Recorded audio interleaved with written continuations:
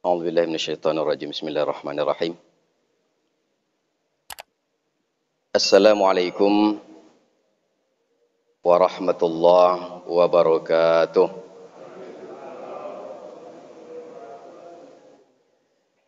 Alhamdulillahi rabbil alamin.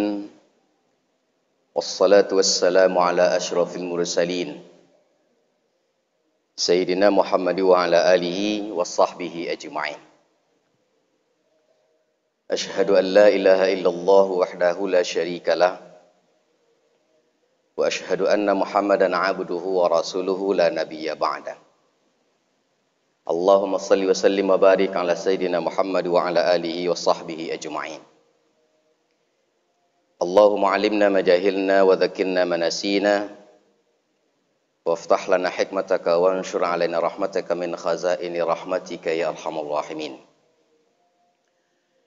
Yang sama-sama kita hormati dan kita muliakan para orang tua kita, tokoh agama, tokoh masyarakat.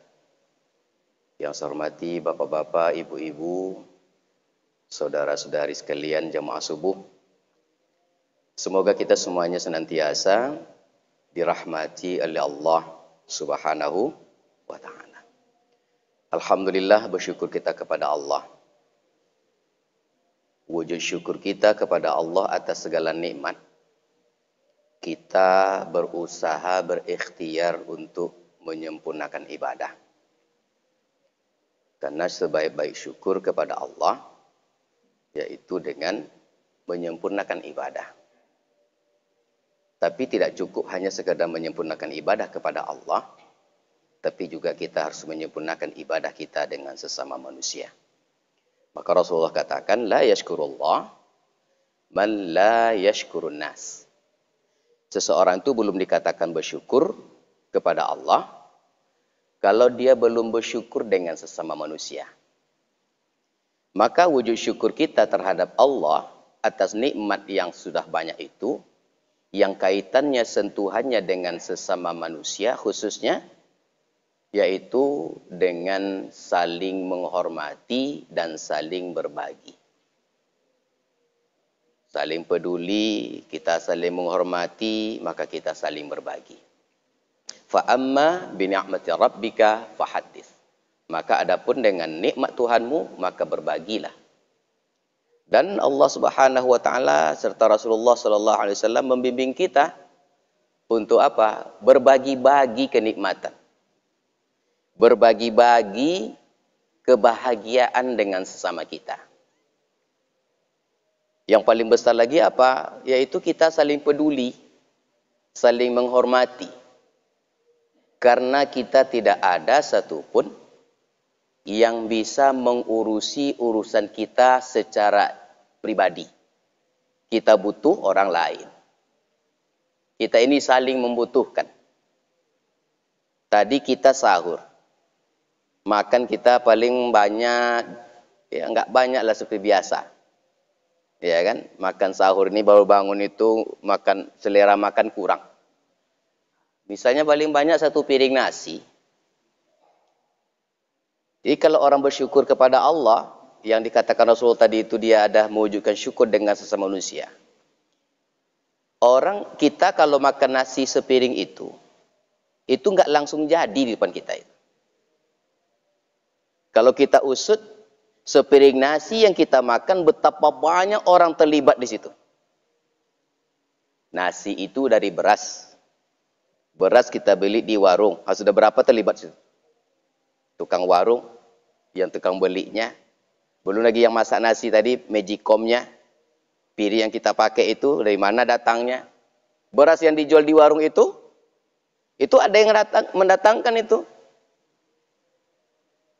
Mobil-mobil pick-up dari Sumbar, Bare Solo, ya kan? Bare Mudia. Jauh perjalanannya itu. Banyak sekali terlibat situ. Sampai ke penggilingan padi. Sampai kepada petani sawah. Pertanyaannya, pernahkah kita terpikir hal seperti itu? Betapa banyak orang terlibat dengan sepiring nasi. Itu baru sebahagian kecil yang kita uraikan pada nasi. maka wujudnya adalah ketika kita tersadar ternyata sepiring nasi itu enggak langsung cuma-cuma di depan kita, banyak orang terlibat, maka sebelum kita makan berdoa kepada Allah Ta'ala, Allahumma barik lana. Ya Allah, berikan keberkahan kepada kami. Siapa kami itu? Siapa saja yang terlibat dengan sepiring nasi ini, ya Allah. Allahumma barik lana fima razaqtana, dari apa yang telah engkau berikan rezeki kepada kami. Wa qina adzabannar.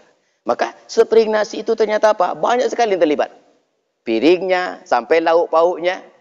Kalau kita makan pakai daging, banyak lagi terlibat.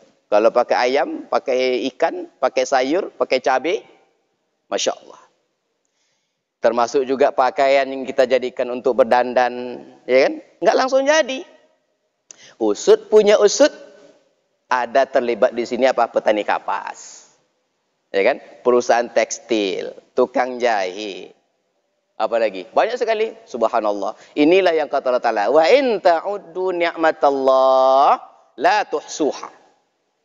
Kalau kalian ingin memerinci nikmat Allah Ta'ala, takkan bisa kalian perincikan. Tak bisa kali itu. Di sinilah kita bersyukur, maka dalam syukur itu ada pengakuan. Dalam syukur ada pengakuan bahwasanya kita ini menerima. Ketika kita sudah menerima, ternyata yang kita terima itu adalah yang kita butuhkan. Dan pada kita nggak ada dia. Setelah itu kita langsung mewujudkan apa? Berterima kasih kepada yang memberikannya. Lalu kita puji yang maha memberi itu. Siapa dia? Allah Subhanahu wa ta'ala. Alhamdulillah. Kemudian salawat dan salam kita perbanyak ucapkan kepada Rasulullah sallallahu alaihi wasallam. Allahumma salli ala sayyidina Muhammad wa ala alihi washabbihi ajma'in. Assalamualaikum ya Rasulullah. Bapak dan Ibu kaum muslimin rahmati Allah Subhanahu wa taala. Pada kesempatan subuh yang mulia ini izinkan saya untuk menyampaikan ada beberapa prinsip pokok yang harus kita jaga dalam bermuamalah. Kita dalam hidup ini yang paling fleksibel kita melakukan aturan ibadah itu adalah pada muamalah. Berbisnis, mencari piti, manggaleh, ya kan? Apa lagi? Berniaga, baik berkebun, beternak, apa saja. Muamalah.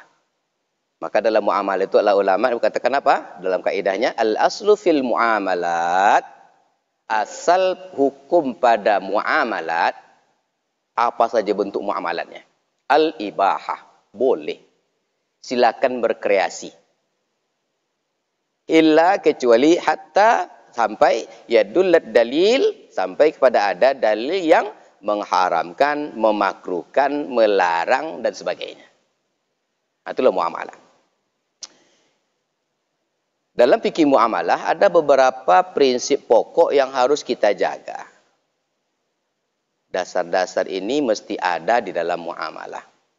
Kalau luput dari yang beberapa hal ini, ada 6 ini, maka muamalah kita menjadi muamalah yang bermasalah di depan Allah Subhanahu wa taala. Kita bermuamalah, berjualan, berbisnis. Kan beda jualan berbisnis itu. Kalau jualan ada barang, ada produknya, ada pembeli, ada penjual, langsung tawar-menawar. Tapi kalau berbisnis, beda lagi itu. Dia bisa mendapatkan untung lebih daripada yang biasa. Banyak macam bisnis, ya kan? Yang pertama, prinsip yang harus kita jaga dalam bermuamalah itu adalah ar-ridha wa thayyibun nafs. Ridha artinya kita rela, wa thayyibun nafs. Dan kita senang. Jiwa kita merasa nyaman dengan itu. Puas. Ada kepuasan batin. Kalau misalnya kita jualan, jual beli, kita membeli suatu produk, maka ketika si pembeli membeli sesuatu itu, dia senang dengan yang dibelinya. Ketika sudah tawar-menawar, dia senang dan kemudian dia merasa puas dengan hasil pembeliannya itu. Maka terjadilah transaksi penukaran uang dengan barang dan sebagainya. Atau dia berniaga dan sebagainya, berbisnis sebagainya, suka sama suka.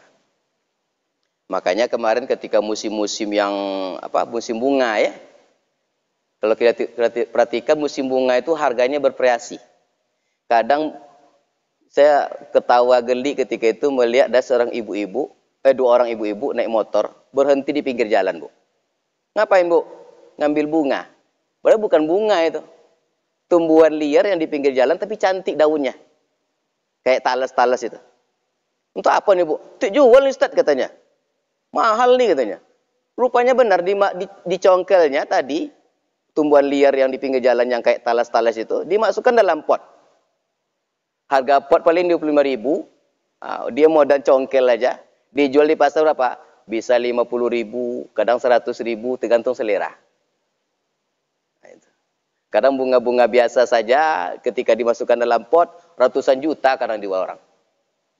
Kenapa? Daunnya unik. Sama juga halnya ketika musim cincin akik dulu.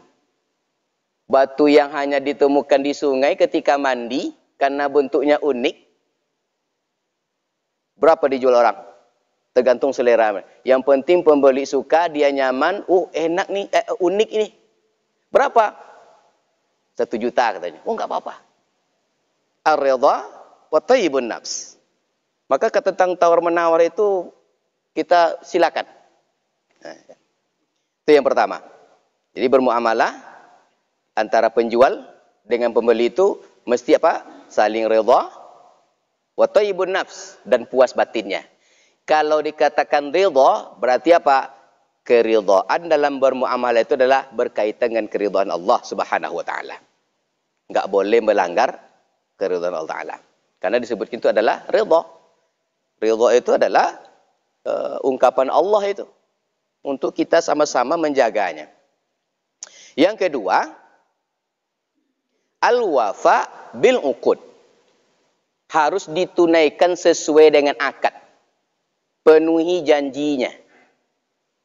Allah katakan dalam Al-Quran, aufu bil uqud. Tunaikanlah janji. Tepatilah akad. Maka hidup ini banyak diikat. Diikat oleh perikatan dalam bentuk akad. Apa akadnya ini? Macam-macam jenis akad. Akad jual beli. Tunaikan sesuai dengan akad yang diikrarkan. Akad pinjam meminjam. Sesuaikan dengan akad dalam pinjam meminjamnya. Akad sewa menyewa. Akad apa lagi? Banyak akad. Termasuk juga akad nikah. Ya kan? Akad. Banyak sekali akad perikatan. Ada yang secara lisan. Ada juga dengan secara tertulis. Maka ditunaikan sesuai dengan perjanjiannya. Kita misalnya sewa menyewa rumah, menyewa ruko, menyewa lahan, menyewa kendaraan. Sesuai angkanya. Berapa lama minjam ini sewanya? 1 tahun. Hitung 1 tahun itu dari mana hitungnya? Dari Januari kah? Berarti sampai Desember. Atau pinjam-minjam. Berapa lama? 3 bulan. Hitung 3 bulannya dari bulan apa? Kalau tidak tertunaikan sesuai perjanjian, konfirmasi. Dan sebagainya. Itu akad. Jadi, hidup ini diatur oleh akad. Dan bahkan dalam bermuamalah, menentukan sah dan tidaknya itu sesuatu adalah karena akad. Yang dibolehkan oleh syarak. Akad yang ditunaikan itu adalah akad yang dibolehkan oleh syarak. Kalau akad tidak dibolehkan oleh syarak, itu enggak benar. Jual beli. Tapi yang diperjualbelikan itu sesuatu yang dilarang diperjualbelikan. Maka akad itu batil. Kenapa? Karena objek yang diperjualbelikannya adalah sesuatu yang bertentangan oleh syarak. Misalnya jual beli khamar. Ya kan? Jual beli organ tubuh. Jual beli manusia. Jual beli najis. Anda nggak boleh itu. Ini kan banyak orang jual beli najis. Jadi, najis nggak boleh diperjualbelikan. Lalu yang banyak itu apa? Bukan akad jual beli itu. Jasa. Apa contohnya? Orang beternak ayam. Berternak kambing. Ya kan? Ternak ayam, kotoran ayam tadi dikarungin. Lalu ada yang ngambil untuk pupuk. tanaman, sayur-sayuran, buah-buahan, sebagainya, kebun. Jadi itu bukan menjual beli kotorannya, tapi apa? Upah. Jasa dia mengumpulkan tadi itu. Kan dia bekerja itu. Dihitung. Nah, itu jasa itu lain soal. Bagaimana itu? Boleh nggak? Boleh. Intifa, memanfaatkan benda najis itu boleh. Untuk apa? Untuk sesuatu yang bermanfaat. Di antaranya apa? Untuk pupuk. Yang nggak boleh kan dimakan. Tapi kalau memanfaatkan untuk itu boleh. Jadi pupuk dia. Atau seperti itu harus beda. Kemudian apa lagi? Akadnya itu misalnya pada sesuatu yang batil juga.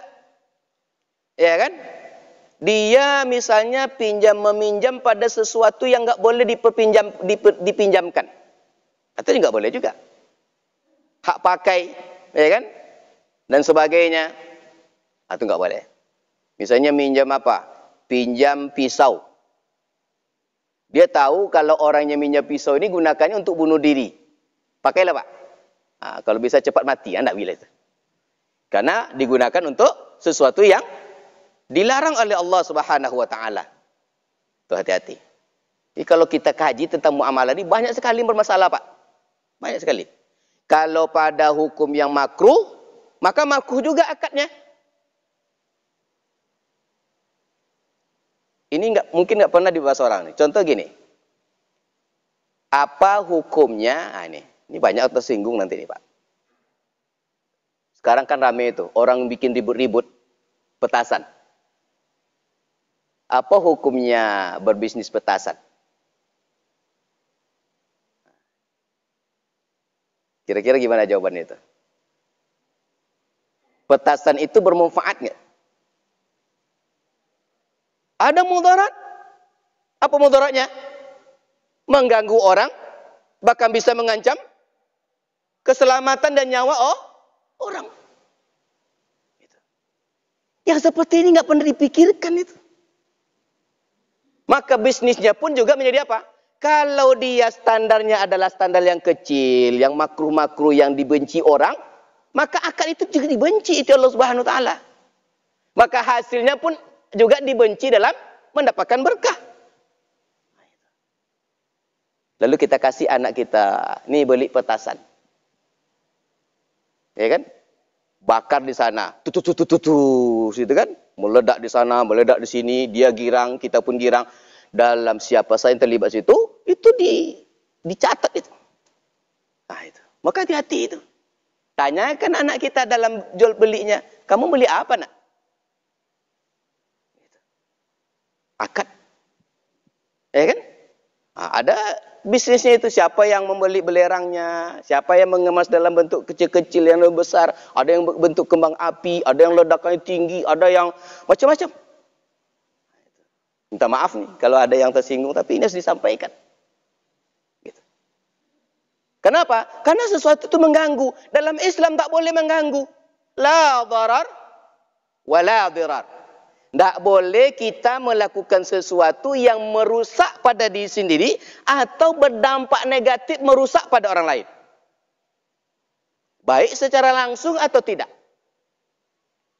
Tuh, akad jual beli. Itu yang kedua. Jadi akad menentukan. Termasuk juga akad apa lagi? Hal-hal yang mungkin, transaksi ya bisnis yang haram. Kan pakai akad tuh.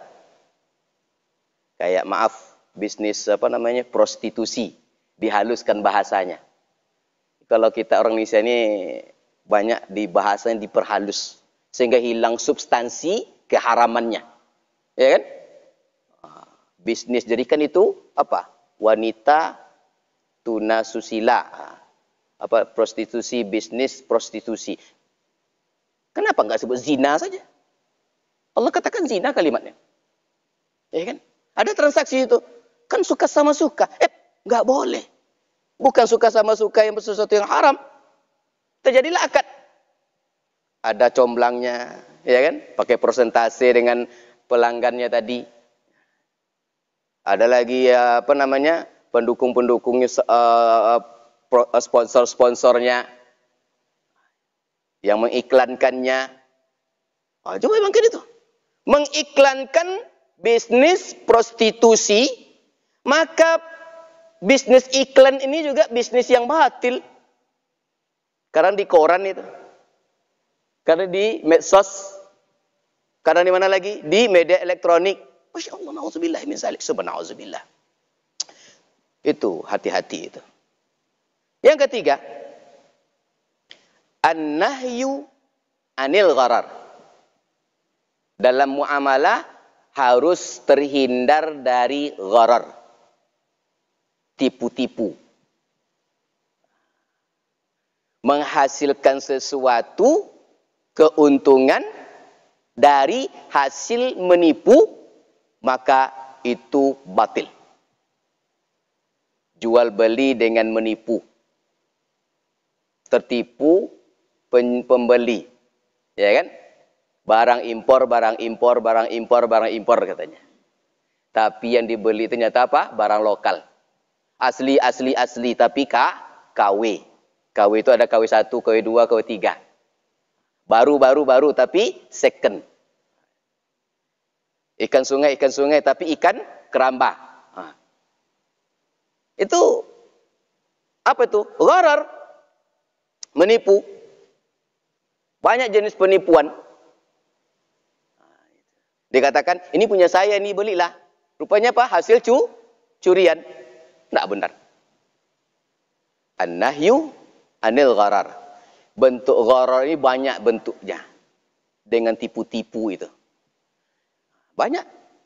Dia misalnya ada pekerjaan yang menghasilkan gaji bulanan, penghasilan bulanan.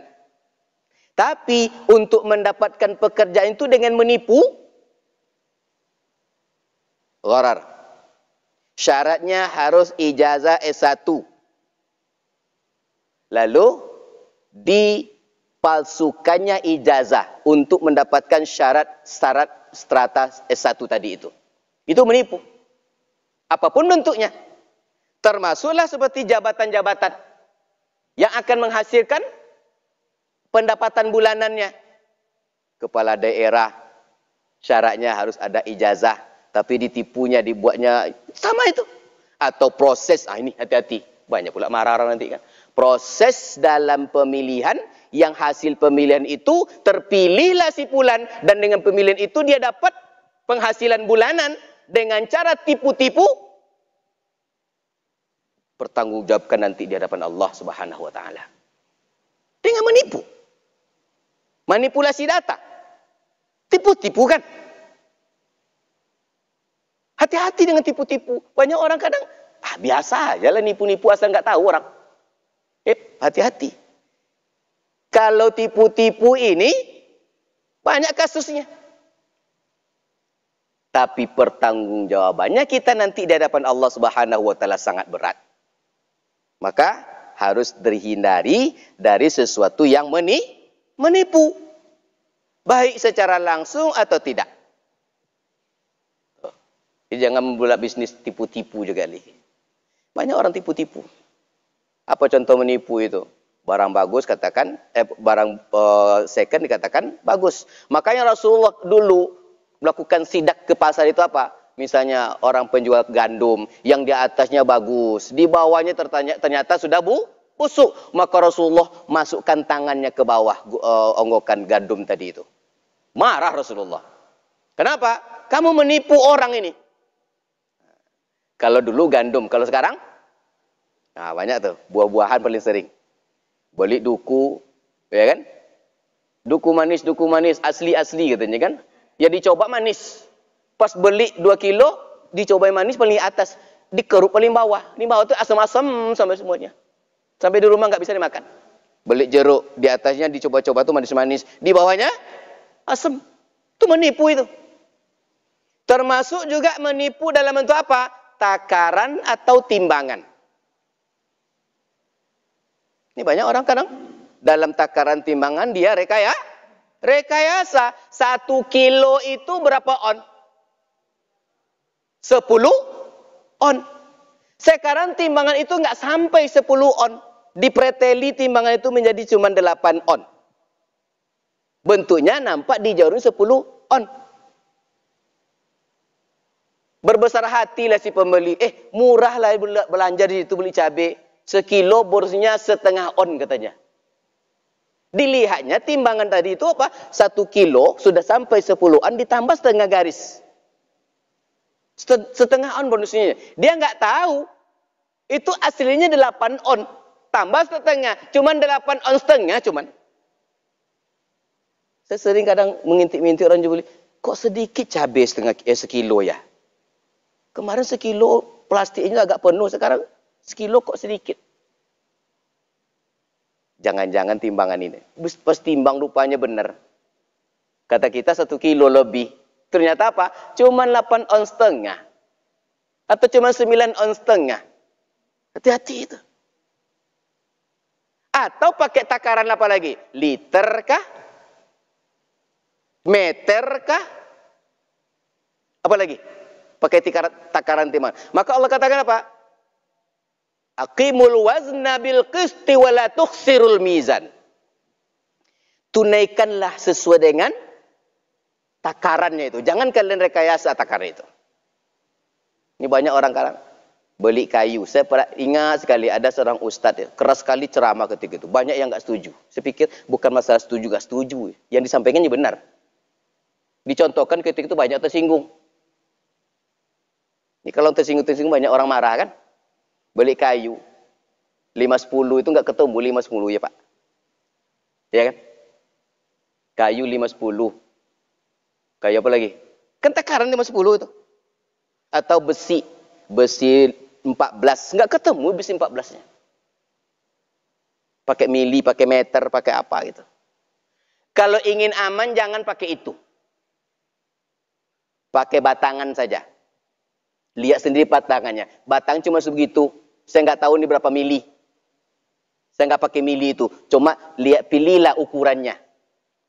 Itu lebih aman.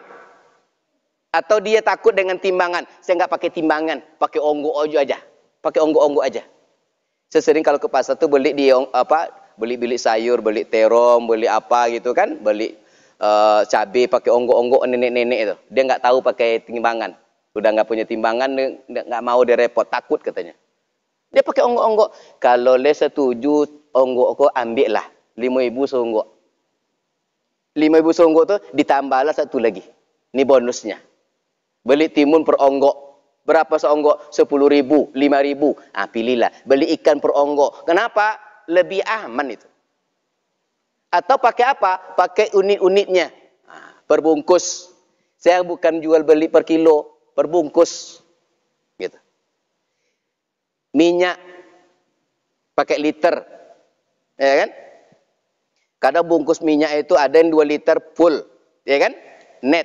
Ada yang tidak sampai 2 liter. Bungkusnya sama ukurannya, bentuknya. Isinya nggak sama. Harganya kok sama. Hati-hati itu.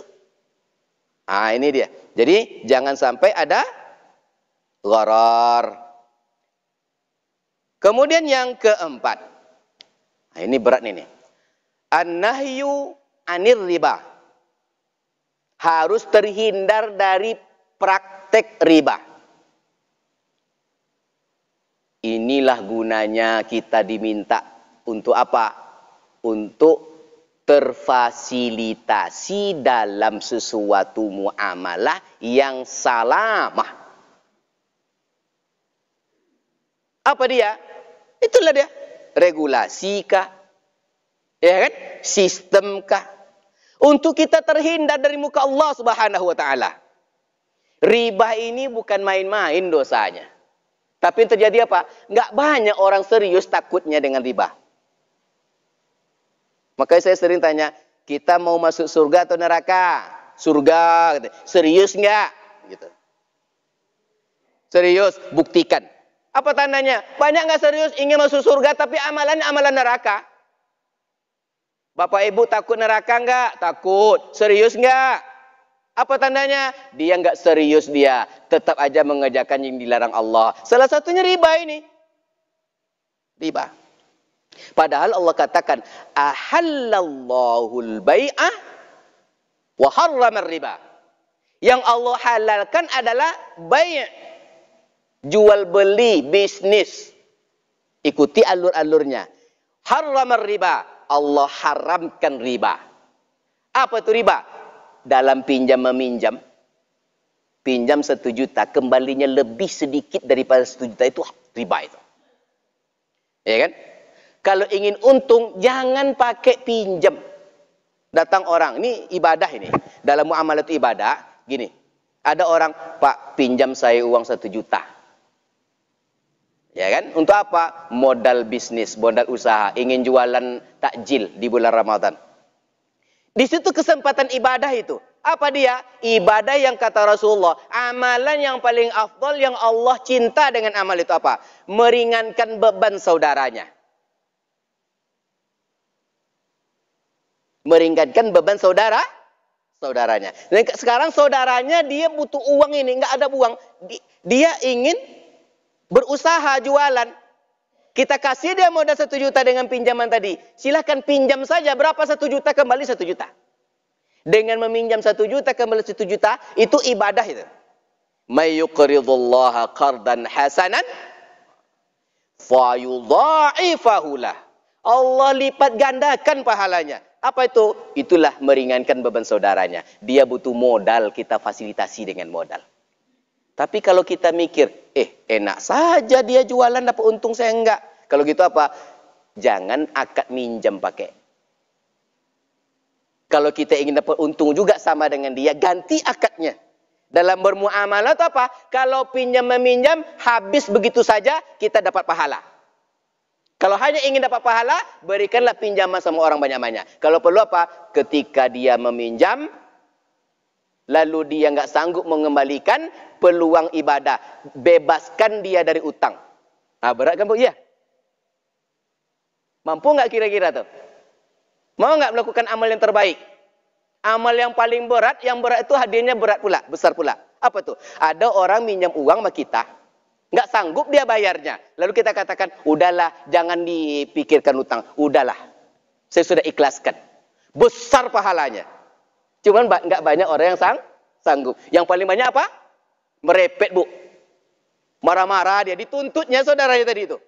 Nggak bisa, kamu saya tuntut, saya penjarakan. Sudahlah dia susah uangnya, dipenjarakannya saudaranya. Allah murka dengan orang seperti itu. Kan nggak sadar kita tuh. Banyak orang seperti itu. Datang, Pak tolonglah Pak, mambana. Dia punya uang. Nggak ada uang. Dia katakan nggak ada, hilang uangnya itu. Subhanallah, inilah kesempatan ibadah. Kalau ingin dapat untung, ganti akadnya. Saya nggak bisa minjem. Saya ini manusia yang lemah. Takut saya iri, sakit hati nanti. Saya pinjamkan uang kepada ibu 1 juta. Ibu untung enak. Saya dapat nggak dapat apa-apa. Udah kalau gitu, kita ganti akadnya. Apa? Ambil akadnya. Bisa murabahah. Ambil sama-sama dapat untung. Atau mudharabah bagi hasil. Atau musyarakah. Pilihlah. Kalau ingin murabahah, ambil untung. Ibu mau minjam apa? Minjam minjam uang untuk apa? Beli motor. Untuk apa? Untuk ngojek. Gini aja lah. Ibu utang ke saya. Bayarnya cicil. Saya belikan ibu motor. Dia ambillah harga motor, dia bilang tadi 12 juta. Ya kan? Dibelilah di dealer motor 12 juta. Dijual kepada yang tadi itu 50 juta. Boleh nggak? Boleh. Dia untung 3 juta. Silakanlah cicil 15 juta ini. Itu dia. Orang pengen handphone. Pinjam uang beli handphone. Untuk apa? Bisnis pulsa. Oh nggak bisa. Biar saya belikan. Utang ke saya. Mengutangkan barang dengan jual beli ambil untung itu boleh. Daripada kita mengutangkan uang lalu ambil riba. Nah, silahkan pilih. Atau mudharabah bagi hasil. Ibu jual apa? Jual cendol. Jual cincau. Untuk lebaran. Jual kue lebaran. Berapa untungnya, Bu? Beragam. Kadang untungnya ada yang 20 ribu, ada yang 50 ribu. Enak juga bisnisnya itu. Berapa modalnya, Bu? 3 juta. Oke lah, ini modal 3 juta. Bikinlah, Bu. Bagi hasilnya. Kalau bagi hasil apa? Hasilnya dibagi. Utang tetap. Utang 3 juta. Hasilnya berapa? Dibuatlah akad. Berapa lama, Bu? 1 bulan ini aja selama Ramadan. bisnis kue kita, kue lebaran. Oh iya nggak apa-apa, ini uangnya Bu. Nanti dicatat itu. Modal 3 juta, ya kan? Bikin kue loyang, kue bawang, kue ini, berapa untung catat? Oh 1 kilo, misalnya kue ini modalnya 90.000, terjual 130.000. Berapa sisinya? Bagi 2. 50-50 atau 40-60. Itu namanya mudharabah. Kemudian atau musyarakah, ingin ikut bagian di situ, sama-sama kita ngerjakan Bu. Ada lagi akad itu. Itu namanya apa? Supaya terhindar dari riba. Oke. Dan yang kelima, saya percepat sedikit. Ini ada 2 lagi. An-nahyu 'anil maisir. Harus terhindar dari adanya bisnis-bisnis yang mengandung unsur judi. Gambling. Judi. Judi itu haram. Allah katakan, innama harrama. Sesungguhnya Allah haramkan itu. Salah satunya riba. Di antaranya apa? Judi. Apa itu judi? Ya, banyak bentuk judi. Ya kan? Taruhan. Judi itu dari kata istilah asal katanya itu sudah nampak oleh kita. Bentuk mendefinisikan judi itu. Dari maisir itu dikata yusrun. Ingin memudah-mudahkan dapat untung. Pasang lotre 5.000 satu nomor. Untungnya 25 juta. Masuk akal nggak? Nasib-nasiban. Oh, nggak lulus. Ulang lagi. Beli. Oh, kalau gitu apa? Gambling. Saya beli 10 nomor. 5 kali 10, 50.000 modalnya. Untung-untung nanti ada yang lulus salah satu. Itu namanya judi. Nasib-nasiban. Dalam Islam nggak boleh nasib-nasiban. Dan saya juga khawatir Bapak Ibu sekalian. Ada sekarang kita nggak sadar digiring untuk terbiasa dengan praktek-praktek judi. Mulai dari anak-anak kecil. Apa itu? Pernah nggak kita terpikir anak-anak beli ciki-ciki, Bu, ciki berhadiah? Saya tersadar ketika itu anak saya beli ciki. Pak, beli ciki dapat hadiah 2.000 dalam katanya.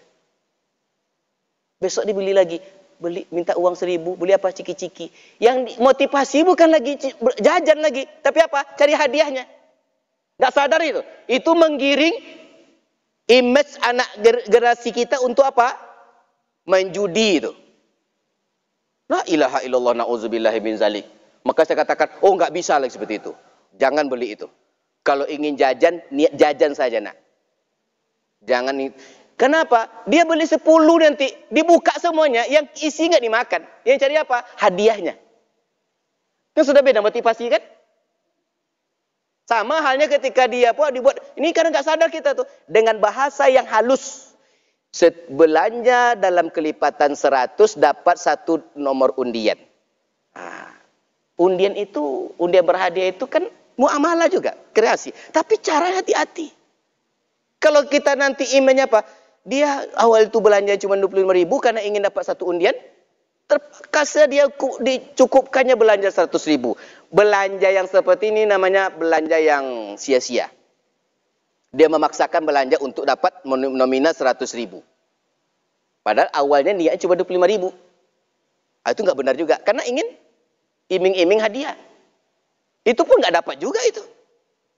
Nauzubillah min dzalik. Ini muamalah. Harus hati-hati kita. Harus hati-hati. Ada sesuatu yang halus sekali masuknya untuk kita tergiring kepada sesuatu yang batil. Itu judi. Nasib-nasiban. Gambling. Na'udzubillahi min dzalik summa na'udzubillah. Dan yang terakhir, man'uz zulmi wa wujubul adl. Yaitu apa? Harus terhindar dari praktek yang berdampak kezaliman pada orang banyak. Mestinya apa? Wujubul adl, menegakkan keadilan. Apa itu kezaliman? Menganiaya orang. Bisnis lahan sawit. Membuka lahan, dibakar lahan tadi itu. Berasaplah berbulan-bulan. Dia pergi ke luar negeri, nggak kedapat asap. Sudah berhenti, nanti balik dia, ditanamnya sawit. Bisnis sawit seperti wallahi zalim. Yang dizalimi siapa? Orang yang ada di sekitar itu. Kena salai lah dia berbulan-bulan.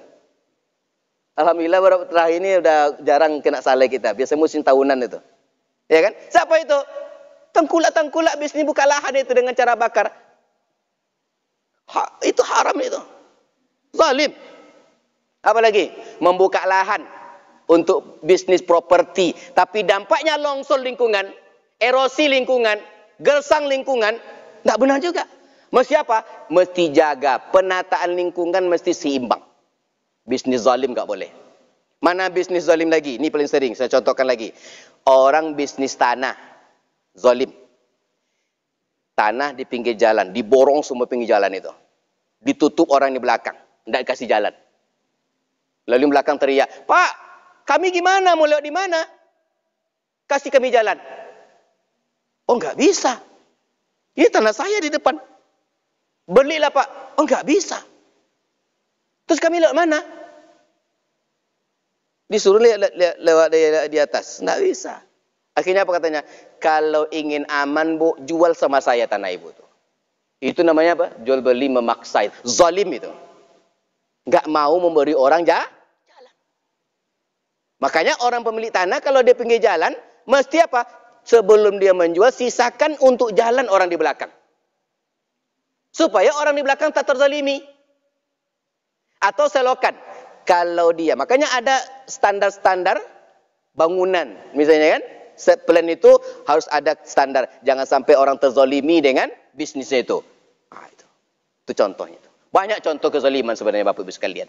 Cuman waktu kita terbatas. Jadi ada 6 prinsip tadi itu. Dalam bermuamalah, kalau kita ingin selamat dan diridhai Allah Subhanahu wa taala, jagain 6 tadi itu. Insyaallah barokah dia. Inilah yang dapat saya sampaikan pada kesempatan mulia ini. Mudah-mudahan bermanfaat. Amin ya rabbal alamin. Allahu minkum subhanakallahumma wa bihamdika asyhadu an la ilaha illa anta astaghfiruka wa atubu ilaik. Assalamualaikum warahmatullahi wabarakatuh.